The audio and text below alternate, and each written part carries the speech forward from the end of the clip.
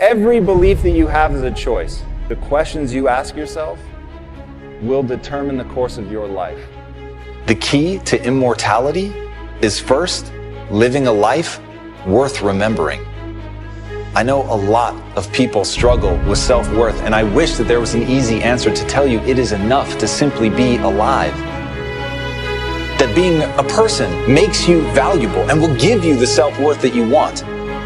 There's no way to stumble and fumble through life hoping that it will somehow add up to something that makes you feel good inside. When there's no noise, when there's no distractions, when there's nothing but the sound of your own voice in your head, what are you saying? Do you believe in yourself? Do you know you can do it? My parents' biggest frustration was that I was epically lazy, and if they handed out gold medals for being lazy, I would have won. I was a slightly chubby kid growing up in a morbidly obese family in Tacoma, Washington. I always knew two things about myself. One day I was going to be rich, and I was going to have six-pack abs. Like, those are the two things, is that kid that was, jiggling his belly thinking, one day I'm not going to have to suck in my gut. I had been asking myself, what do I need to do to get rich? And it left me really unhappy. These two guys that were successful entrepreneurs and bodybuilders happened to walk into a class when I was a teacher.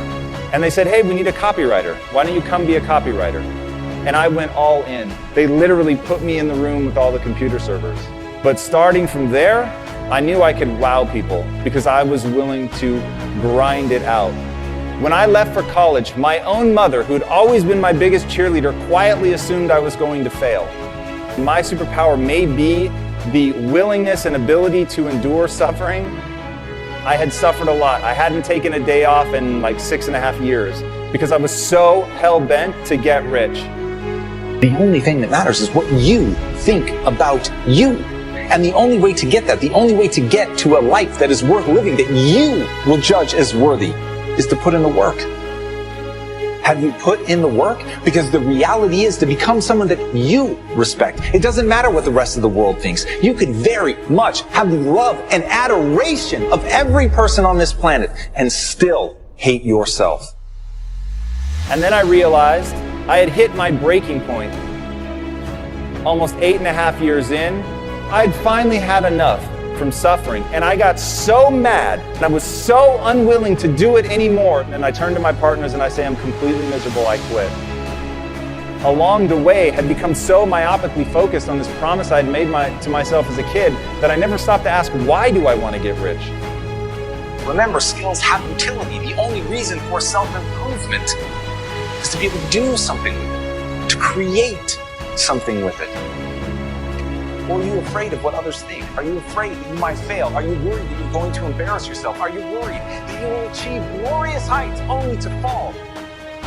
Are those the things that dictate the life you live? Are those the things that keep you small? Because if they are, you're that person that no matter how much other people love you, you're never going to love yourself. Life is too short. This is your one go-round. So what are we going to do? And at the end of the day, that is the only thing that matters. How do you feel about yourself when you're by yourself?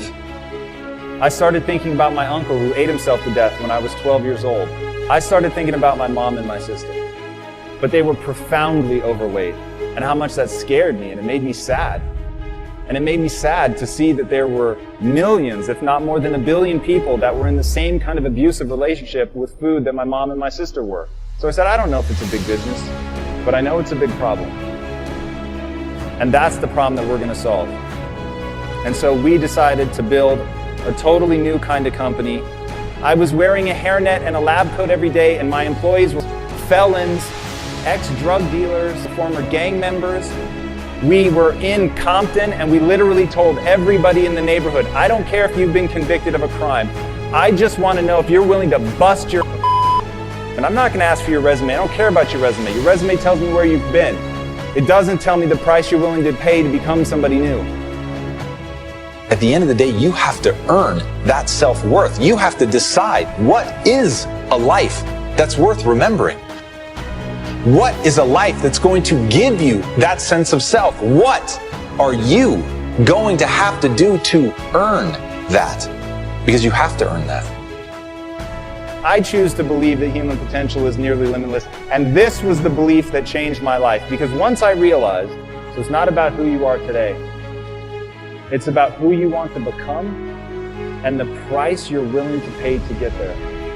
And I promise you, the day that you're willing to pay any price, you'll achieve what you want to achieve. Create something that matters to you, and in doing that, in becoming the best version of yourself, then you're truly living a life worth remembering.